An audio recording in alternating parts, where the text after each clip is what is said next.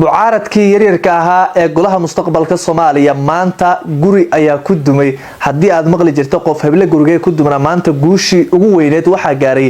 madaxweynihii sagaalaad ee Jamhuuriyadda Federaalka Soomaaliya Maxamed Cabdullaahi Farmaajo oo saacadihii la soo dhaafay taageero weyn helay isla markaana ka baxay garabkii golaha mustaqbalka Soomaaliya isagoo sidoo kalena ogolaaday doorasho qof iyo cod ah in laga qabto Soomaaliya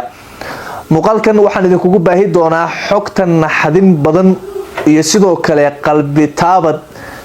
calool xanuun iyo cudur wax lagu tilmaamo aan la aqoon oo caawa qaar kamid ah siyaasiyiinta mucaaradka Soomaaliya gaar ahaan golaha mustaqbalka Soomaaliya ragii la magac baxay ee jiha iyo jaandiidka ahaa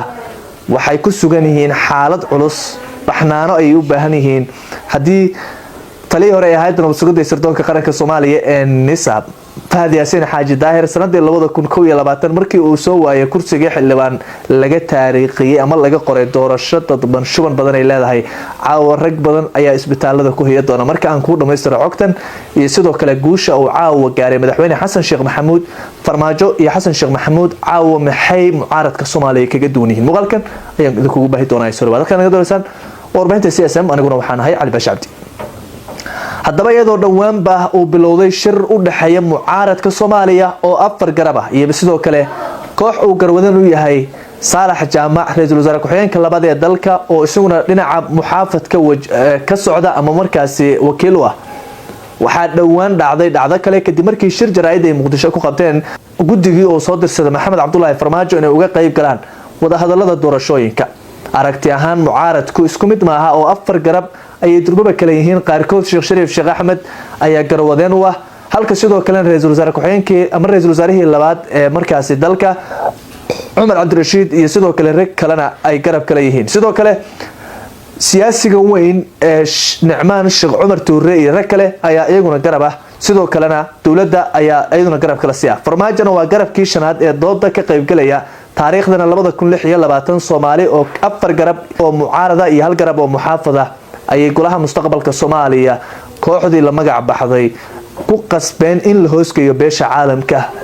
hase ahaatee mar kale halkaasi waa lagu bahdilay oo Farmaajo Xasan Sheekh Maxamuud iyo ragii kale oo qof iyo cod ka wada sinaaday ayaa hadda loo tanaasulay isla durbadiina Farmaajo waxa uu sheegay inuu aadayo dalku doorasho qof iyo cod madaxweyne Xasan Sheekh Maxamuud waqti badan ayuu ka dhawaajiyay in dalku uu galayo doorasho qof iyo cod isla markaana laga gudbay doorashooyinkii dadbanaa ee dhibaatooyinka iyo musuqa badan ay ku qabeen dhalinyarada iyo sidoo kale dadka kale ee mudan inay fursad ka helaan hogaaminta dalka caawa waa habeen weyn waxaana soo afjarmaya khilaafkii muddada dheer ka taagnaa nooca doorasho ee dalku uu galayo iyadoo hadda wixii ka dambeeyay axsaabta siyaasadeed ee dalku